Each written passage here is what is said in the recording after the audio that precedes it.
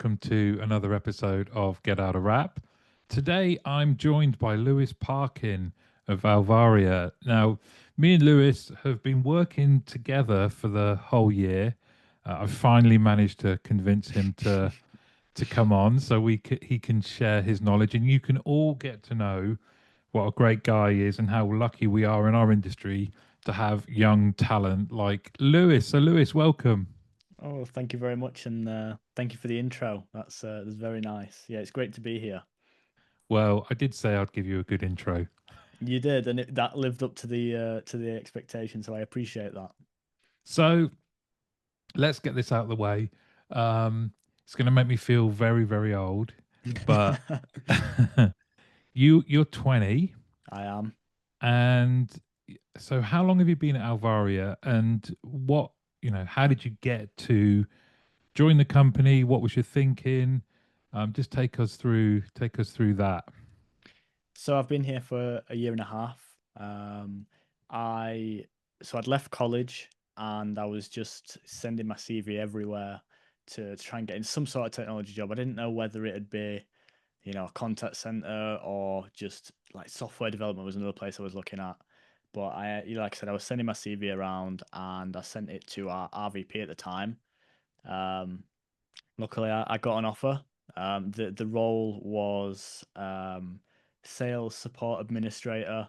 So the original role was just kind of sales admin is a bit of a misnomer because I wasn't really doing any back end stuff like what you'd expect a normal sales admin to do, but it was helping the salespeople with any processes that are going on internally so they can spend more time selling.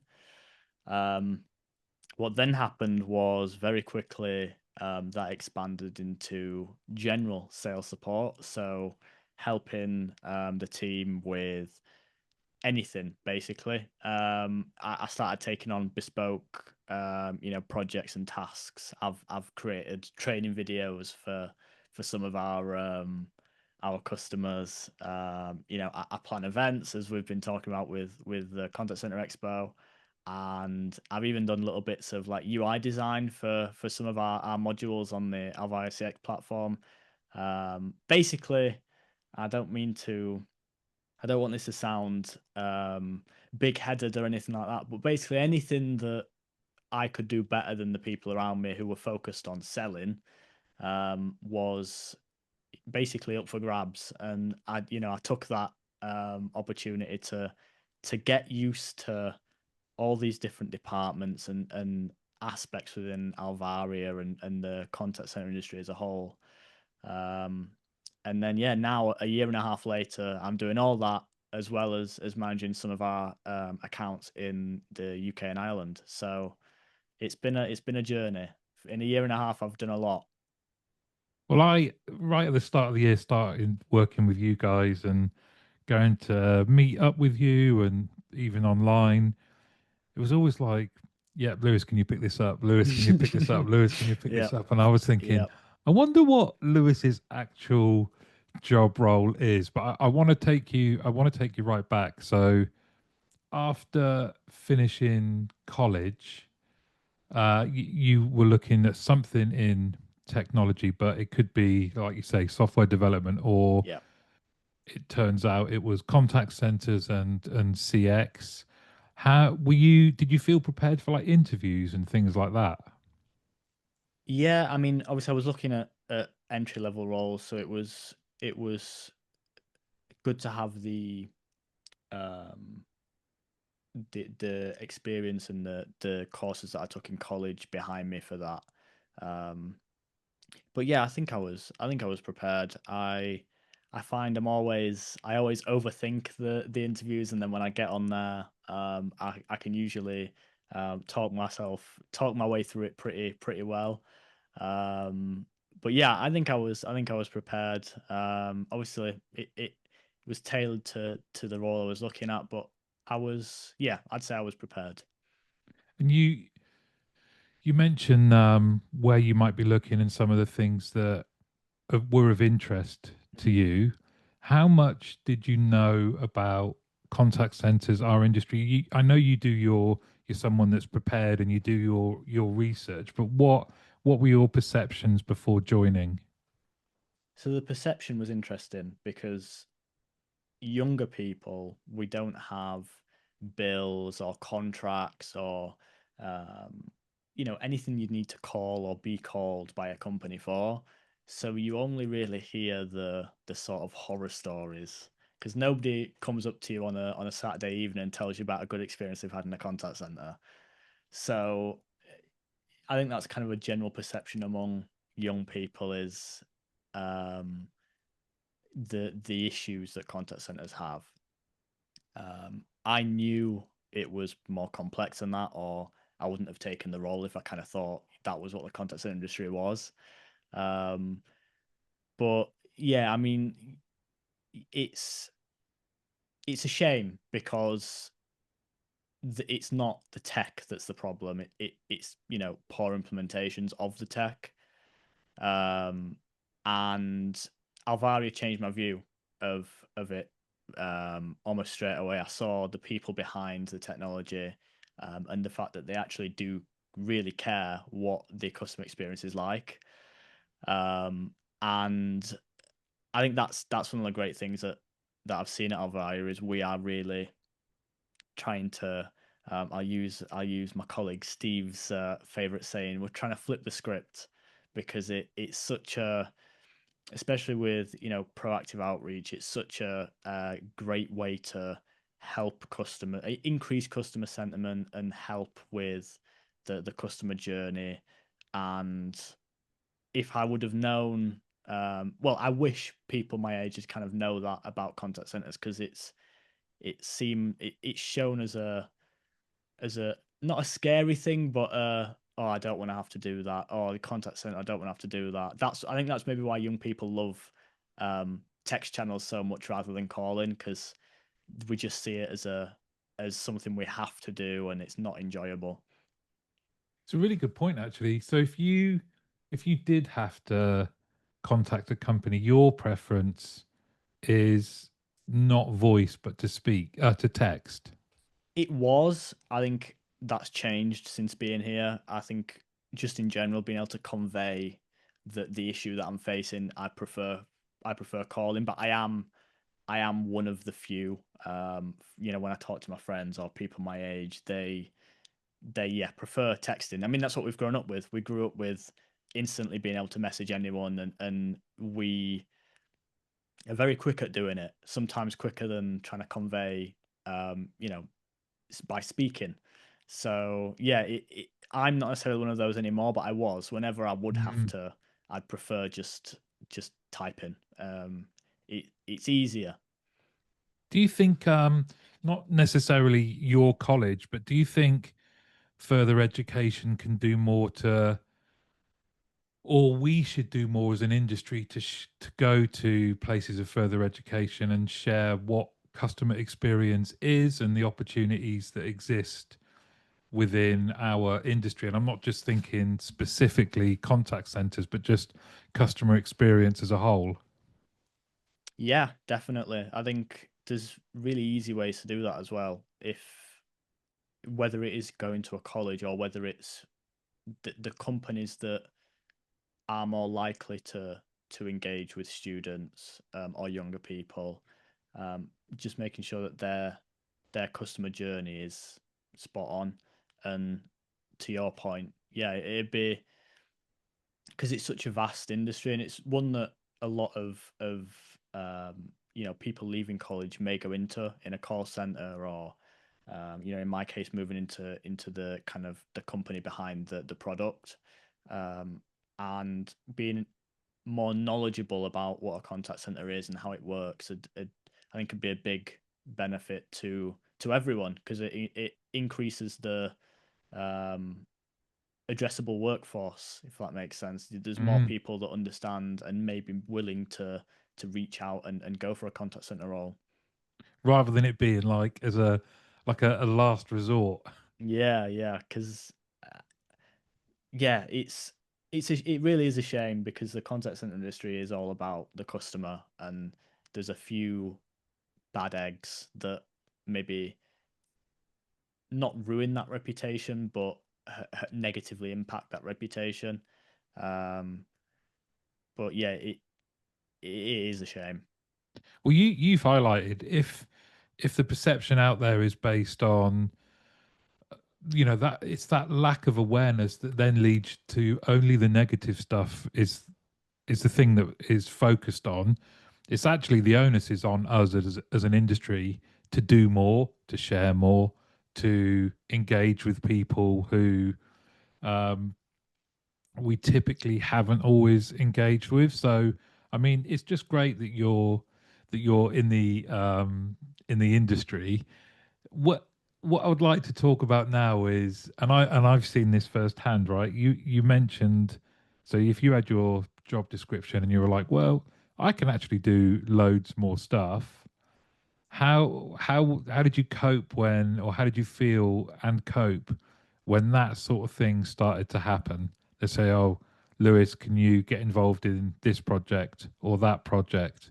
Now, I'm assuming you haven't done project management courses or stuff like that. It was all very much like, okay, here's how you did it yourself. Yeah, it. I think I'm a bit weird. Is that I enjoy variety. So being able to do all these different things is it kind of scratches an itch in my brain, and I do enjoy it. But yeah, you're right. I haven't taken any formal training on managing projects. I'm good at knowing the main kind of dominoes, if that makes sense, that need to fall for things to happen. And I one of the things that I did very early on was get to know as many people as possible within the organization. And I've probably got the um I've got like a yellow pages in my head of people that I can go to for certain things, and maybe that's why. Well, I know that's why a lot of my more senior colleagues will come and ask me for help. Is that the number one thing is I know who to go to for what. So whilst I may not have all the answers and I haven't taken all these courses, or I'm not maybe as academically trained on that sort of thing, that's what has helped me excel, is knowing who to go to for what. And bearing in mind, you guys are a global company. Is that Yeah. involved going to your colleagues in the States and South Africa and places like that? Oh yeah. Across the entire globe, APAC, all of it. We are a very widespread organization, and it means that we have key people in all parts of the world. Sometimes that means staying up very late to speak with colleagues who are on the other side of the world. But it's rewarding. It's very rewarding to be able to, and it's just great to speak to these people, because I come from West Yorkshire, and I've grown up my entire life mainly being around people that are from West Yorkshire, and it's great to interact with these people from all over the world, and get to know them and their culture. It's great. And how? I mean, I just love hearing that. How has you mentioned Steve. Obviously, even today we're talking with Phil, and there's Bruce. How has it been? It's going to make it sound like a dangerous question, but how has it been working with people that are really experienced, that have been in the industry a while? I imagine I didn't get exposed to like senior leaders until my probably early late 30s, and you're doing it at a really young age. Was it something that was nerve wracking at first, or did you just sort of go, "Oh, this is going to give me good experience. I'm going to throw myself at it." What was it like? it it's been in my career so far, it's probably been one of the luckiest things that's happened to me, is having this amazing network of senior colleagues around me that don't treat me any differently to how they treat one of their peers. And it really is, and I can't stress this enough to those colleagues that maybe listening, the confidence that being talked to like someone whose ideas are on the same level as one of these senior colleagues is it's immensely it's helped me immensely, and it's you just I can't overstate that. It's the kindness has been great, and the experience that it's given me has been great because I'm not learning from people my age that have also yet to make certain mistakes and don't have the experience. Being able to learn directly from people like Steve and Bruce and Phil, Josh, Roman, it's great because they just treat me as an equal, and it's amazing. It really is. What have been you mentioned mistakes there? Um, has that been your mindset that I'm going to learn? I'm going to learn, and naturally, you're in an environment where people will go, yeah, well, we all make them. They're Mm. good learning opportunities. Though those first few ones, we'll get on to like the most rewarding parts and the successes and stuff. But what's been the most sort of challenging part of doing this for a year and a half? I think it's just that inexperience and not knowing the inner workings of a corporate environment. There's been, mistakes that I've made that were just due to that inexperience. Honest mistakes, and they weren't the end of the world, but it's coming straight out of college, and even though I took business in high school and business in college, it doesn't prepare you for a corporate environment, and there's a very steep learning curve. We've got hundreds of acronyms in the contact center world, ACD, IVR, and to someone who's 18 coming into the industry, I've got no idea what any of that means, and it's like not only do I have to learn business and learn um, how all that works, but I've also got to learn another language. That's definitely been the most challenging, and kind of one of the things that I really struggled with, but I learned quickly and I adapted to that, and I think again that's been a um really rewarding experience and challenge to have to face because I've Mm. learned a lot from it. Has any of the course that you did in business then have you been able to see, oh, I get it now that I'm now seeing some of this in practice that was previously like theoretical? Sort of, I wouldn't describe it as being an adequate um preparation. I know it's very generalized because you can't cater to one specific industry when you're teaching a classroom of 30, 40 students, but it there is little bits and bobs, whether it be the probably the most useful thing was learning how to use the Microsoft Office suite, is to be completely honest, was just having hands-on time with that was um that was probably the best. Not the inner workings of finance of a business or how to, whatever. No, definitely Office was the best. It's interesting, isn't it? Because maybe there's a need for more kind of practical time, like doing Yes. some of the things that will make it more comfortable for you to hit the ground running. I mean, which you have, right? There's absolutely no doubt about that. What's been the most rewarding sort of project that you've worked on, or just the most rewarding part overall? Yeah, I wouldn't necessarily say it's a project. I'd say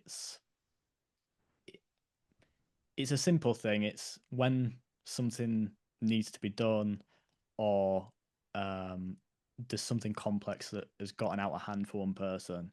The next person who is brought in is me, and that's very rewarding to again be among these senior colleagues and people that have done this, for most of their career, and feel needed is definitely rewarding. I feel like a vital part of the team, and that's definitely been the most rewarding for me. It's just brilliant to hear.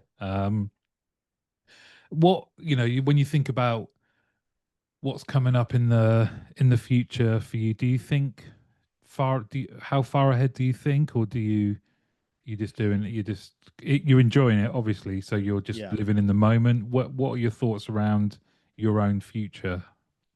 At this stage, I'm definitely not thinking too far ahead because you never know what will happen. But um, a kind of goal that I've set for myself is to move into sales as my primary role, um, and that's kind of what I'm aiming for. I think if I keep performing the way I am and just learning again from the amazing people around me, I'll definitely achieve that. So yeah, that's what I'm excited for, and yeah, I hope I get there. And you mentioned something. I'm sure you will. You mentioned something earlier around it's one of the things that really appeals to you about what you do is the variety. Mm. Can you just take us through some of the different, what does that look like? Some of the different things that you find yourself doing. Good question. So again, I've done like training videos, bespoke sort of um, things that'll help close a deal. I because I've kind of built this network of contacts within Alvaria, I'll be asked from other regions because obviously my focus is Europe, Middle East, and Africa, but I'll have people from other regions or other departments come and ask me for help. So that's a big part of what I do. Again, planning for events like CC Expo in November. That's it's hard to give a sort of elevator pitch or quick overview of what I do because it's so broad. But um, I guess Well, the I can help you out yeah. here because one of the things we were talking about this morning is like the design of the stand Yes. and things that were being brought together. Did you ever think when you started in this role that you would be getting to design? And I've seen some of the other visuals you've done for other projects, and they're really, really good. Was that something that you thought, oh, I might be getting involved in design work? I might be. Did you ever think you'd be doing training videos? No, and they're both things that I really enjoy, and I'm very glad that I got to do it. When I again, I did media in college, and I did, in that we created films and we edited videos and we created posters. And I remember one of the things I did when I was really young was one of our local MPs was running for re-election, and I did her re-election poster for her. So I've always been interested in it, and it is great to get to do that because again, it's that itch in my brain of the creative side of my role that I also really enjoy. And yeah, designing booths for CC Expo and the marketing assets that I'll create. It's great. It really is because it yeah, it's so like we said, it's a variety, and yeah, I really enjoy it. And you, I imagine, because I didn't know anything about this before I started working in what was just called outbound then. But what's that been like learning about proactive customer contact? It's been great because it was one of the things that kind of happened towards the end of or more recently in terms of the outbound, and it's been great to understand how it all works and what it provides to the customer. You like Steve again is so excited about it, and it's great to hear him talk about it because it's one of the things we're doing at Alvari that really will and already is making a difference in just how companies interact with their customers. It's about making contact centers and call centers human again.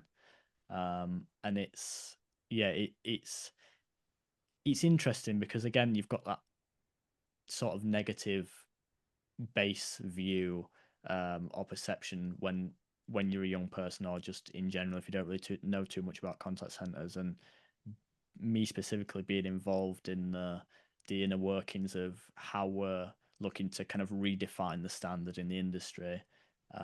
It's I mean we're doing some very very cool stuff at Alvaria, and I'm excited to see where it goes.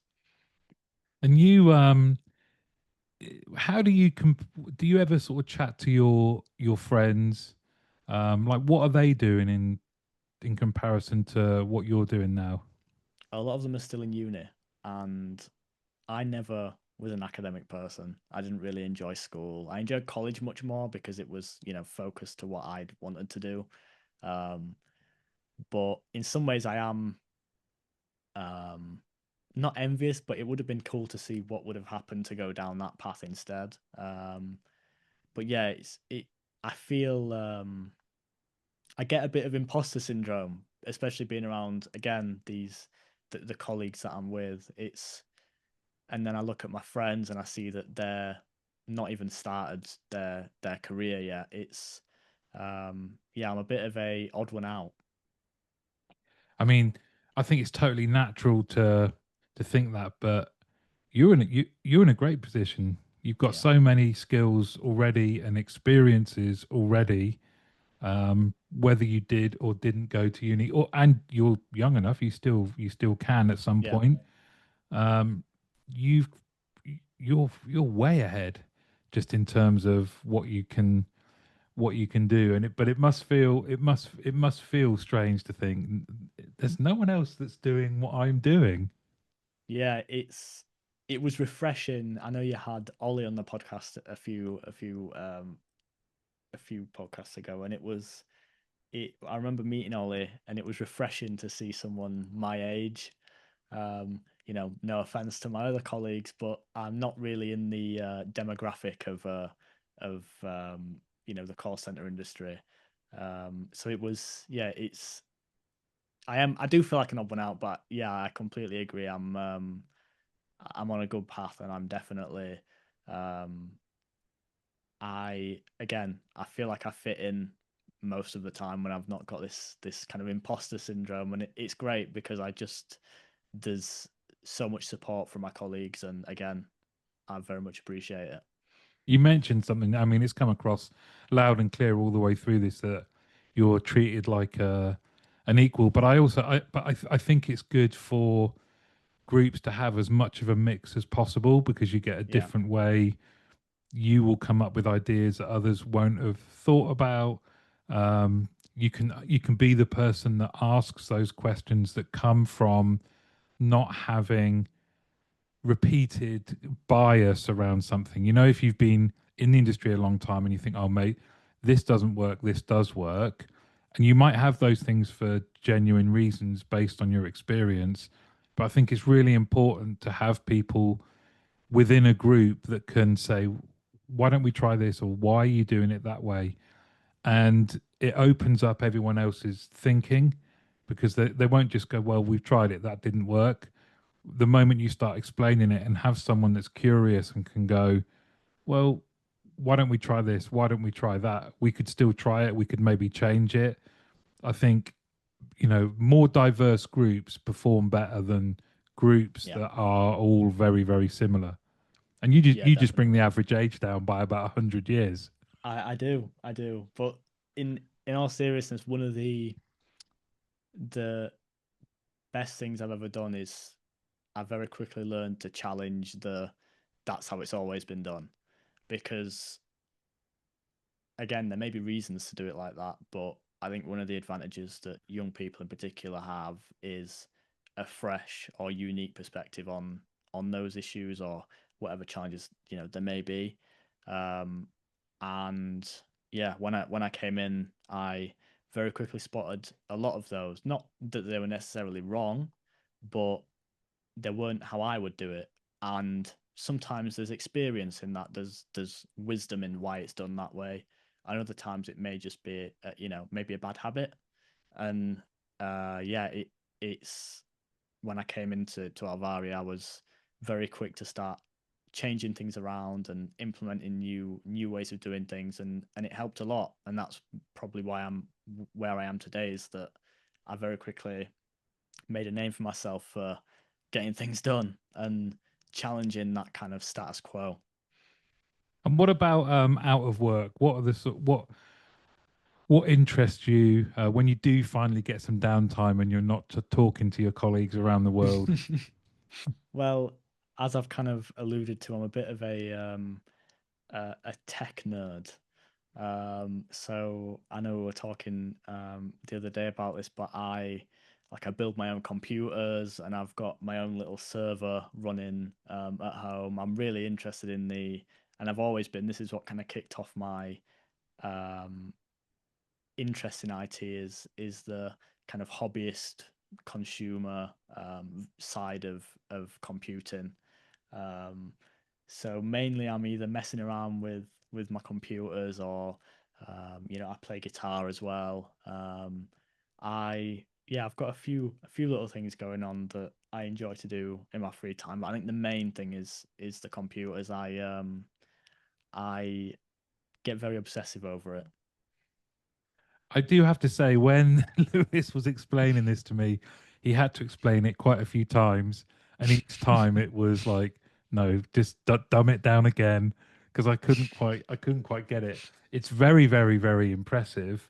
Um, and do you think that kind of that love of tech, when you think about our industry and that we are at the forefront of whether it's using AI or thinking about how you can meet people in the channels that they want, personalization of services and products.